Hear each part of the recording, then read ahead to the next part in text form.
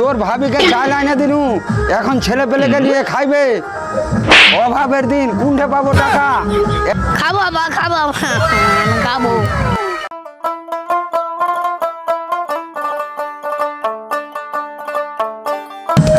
আব্বা আব্বা ওদের বাড়িতে প্যান্ডেল টাঙা আছে, কি হবে আজকে গো? আদে কুলের বিয়ে হবে। তাহলে আমি খাবো আব্বা। ঠিক আছে খাইও আব্বা, আমরা তো প্রতিবেশী, বিয়ের দিন খাইও।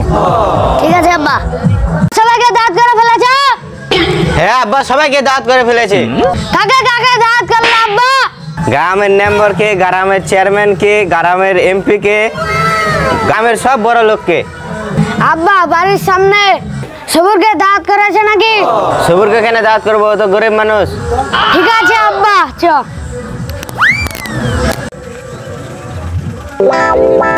আব্বা তাড়াতাড়ি গোসল করে নাও, বিয়েতে যাবো, সবার খাওয়া দাওয়া হয়ে গেল, তোমার এখনো কাজ করাই হলো না। কি হলো আব্বা, তুমি এখনো বসে থাকলে? আমি নতুন গেঞ্জি গায়ে দিয়ে রেডি হয়ে গেছি, তুমি তাড়াতাড়ি উঠো। রিজওয়ান, না রে বাপ, আমরা দাওয়াত খেতে যাব না, আমরা গরিব মানুষ বলে আমাদেরকে দাওয়াত দেয়নি রে বাপ।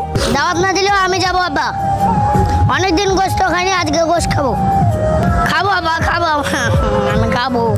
রেজওয়ান বা তুই কাঁদিস নে, আমি বাজার থেকে গোস্ত এনে তোকে দিব আব্বা। বড় ভাই কটা টাকা দাও না, ছেলেটা গোস্ত খেতে চাইছে।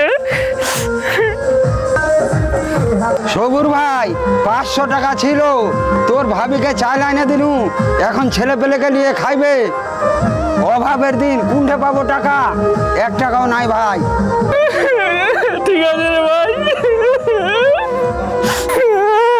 আব্বা ছেলেকে কিছু গোস্ত অনেকদিন ধরে খায়নি, গোস্ত কিনে লেগে ক টাকা চাচ্ছি আব্বা।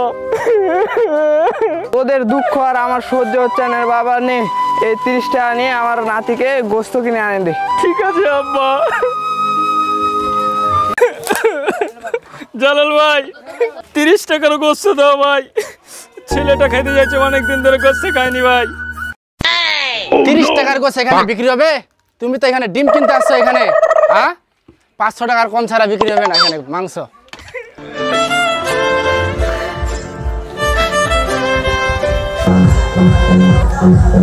দাদা আব্বা গোস্ত নিয়ে আসছে, আমি গোস্ত খাবো, দাদিকে তাড়াতাড়ি গোস্ত রাঁধতে খাও।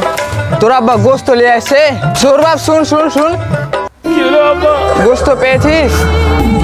না আব্বা, আমাকে 30 টাকার গোস্ত দেয়নি আব্বা, গরিব বলে আমাদের কেউ দেখে না আব্বা, গরিবের দুঃখ কেউ বোঝে না আব্বা। আব্বা তুমি আর কাঁদো না, আমি আর গোস্ত খাবো না আব্বা, আব্বা হারা আর গোস্ত খাবো না, যা আছে তাই দিয়ে ভাত খাবো। এদের বাসায় কি চলছে? আমি আড়াল থেকে তোমাদের সব কথা শুনেছি, তোমরা দাঁড়াও, আমি এই ব্যবস্থা করতেছি। কে? আমাদের বাসায় প্রধান সাহেব। বসেন বসেন বসেন। না না না, তোমাদের এত ব্যস্ত হতে হবে না, যাও মারুফের আব্বাকে ডেকে নিয়ে আসো। প্রধান সাহেব, আমাকে কি কিছু বলছেন? আমি তোমার কে হই? আপনি আমাদের গ্রামের প্রধান সম্মানিত ব্যক্তি। তাহলে এই লোকটা তোমার কে হয়? আমাদের ভাই হয়। তুমি যদি বিপদে পড়ো আগে কে ছুটে আসবে? আমি না হই? কেন আগে সবুর ভাই ছুটে আসবে? তাহলে এই লোকটাকে দাওয়াত না দিয়ে দাওয়াত আমাকে কেন দিলা? আমি বড় লোক বলে ভালো কিছু পাওয়ার আশায় আমাকে দাওয়াত দিয়েছ? এই লোকটা গরিব বলে ভালো কিছু দিতে পারবে না, তাই ওকে দাওয়াত দিতে পারো নাই? আমি প্যান্ডেলে গিয়ে দেখলাম যত বড় লোক আছে সব বড় লোকদেরকে দাওয়াত দিচ্ছ, কিন্তু একটাও গরিবকে দেখলাম না। সবুর ভাই আমার না ভুলে গেছে ভাই, আমাকে তুমি না ভাই ক্ষমা করে দিও।